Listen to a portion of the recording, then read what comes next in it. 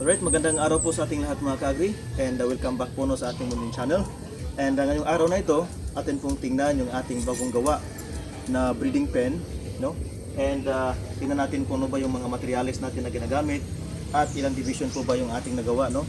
At atin din po yung alamin kung magkano po ba yung ating ginastos, no, ng ating breeding pen, no? Tingnan muna po natin yung nasa loob nitong breeding pen. So tara mga ka-agri, tingnan natin. So, ngayon mga ka-agri, para ma-secure talaga natin yung ating mga manok, kailangan dito natin, no, na magkaroon ng ganito. So, kandado. No? So, we'll try to open this one. Kasi yung mga aso, andun rin. Ayan. So, by the way, tingnan nyo po mga ka-agri, pampaswerte yan, no? Ito, yan. Yung malaking crab.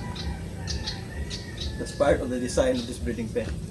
Joke lang. Tara, tingnan natin. So ito po yung ating nagawa.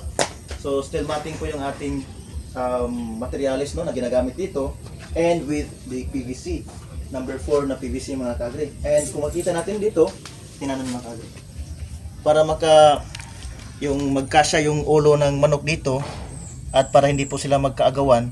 So meron tayong parang division nila. So ganito lang, kinuha natin yung isang row or a cell ng slab na ito or steel matting, then ito naman yung ano. Para mas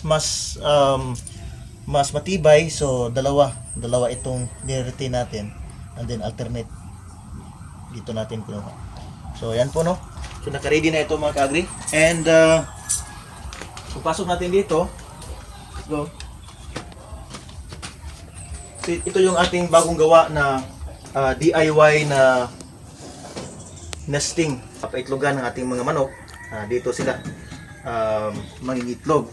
Dalawa ito na division. So medyo malaki-laki ito mga ka-agri, parang isang roller ito na laki. Din napaka-crucial nito mga ka-agri kasi kailangan din po natin tingnan during lunch time or noon time kapag mayroong mga itlog dito, kasi kapag hapon natin itong tignan, maaari pong mag-crack, no? Maaring matapakan po ng rooster o kaya ng ibang manok yung mga itlog. So kaya kailangan natin yang i-collect morning, noon, and afternoon. Okay, so ito.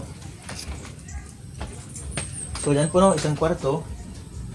Then ito pangalawa, and then pangatlo at pang-apat. So dito mga ka-agri, nilagyan po natin yan ng second floor para maraming purpose itong building na ito, no, para din malagyan natin ng mga materials, no.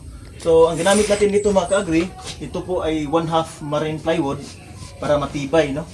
Para hindi madaling At this is also a cost effective. Why? Because hindi natin kailangan ng mas marami pang mga kahoy na gagamitin. Okay?